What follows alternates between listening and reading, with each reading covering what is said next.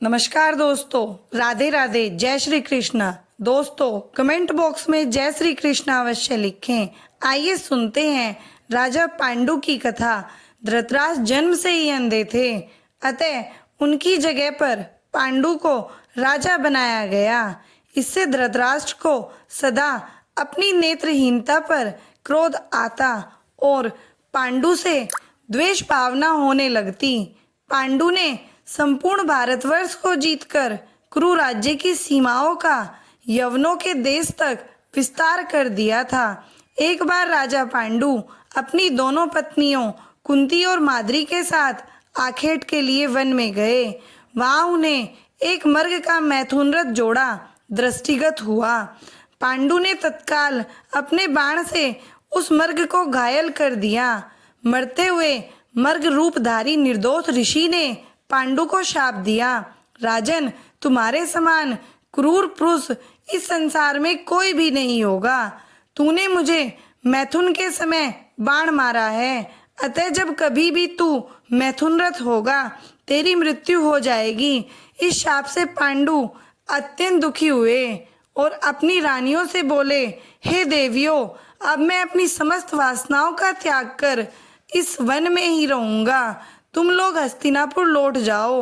उनके वचनों को सुनकर दोनों रानियों ने दुखी होकर कहा, नाथ, हम आपके बिना एक क्षण भी जीवित नहीं रह सकती। आप हमें भी वन में ही अपने साथ रखने की कृपा कीजिए।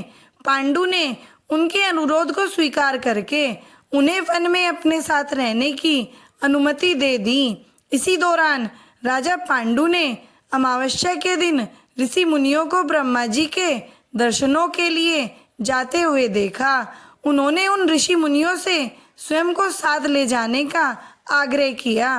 उनके इस आग्रह पर ऋषि मुनियों ने कहा, राजन, कोई भी निसंतान पुरुष ब्रह्मलोक जाने का अधिकारी नहीं हो सकता, अतः हम आपको अपने साथ ले जाने में असमर्थ हैं। ऋषि मुनियों की बात सुनकर पांडु अपनी पत्नी से बोले, हे कुंती, मेरा जन्म लेना ही व्यर्था हो रहा है, क्योंकि संतानहीन व्यक्ति पितृ ऋण, ऋषि ऋण, देव ऋण और मनुष्य ऋण से मुक्ति नहीं पा सकता। क्या तुम पुत्र प्राप्ति के लिए मेरी सहायता कर सकती हो?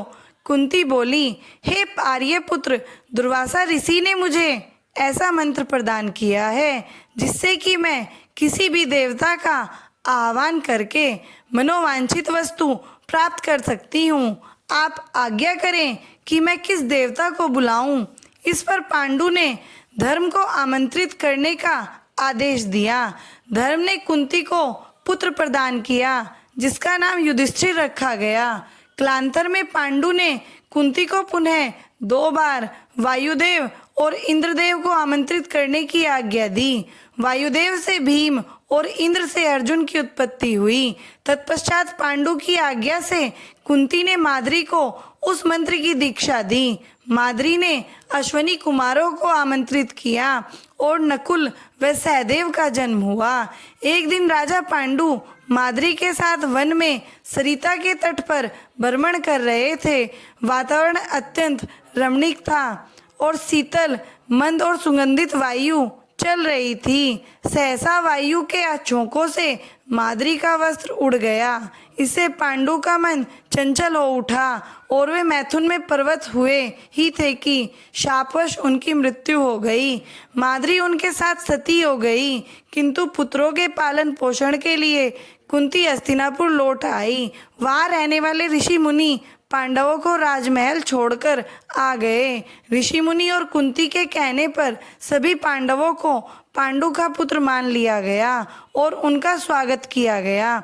दोस्तों, अगर आपको मेरी ये कथा अच्छी लगी हो तो प्लीज़ मेरे चैनल को लाइक करें, सब्सक्राइब करें, शेयर करें, कमेंट करें। धन्यवाद दोस्तों।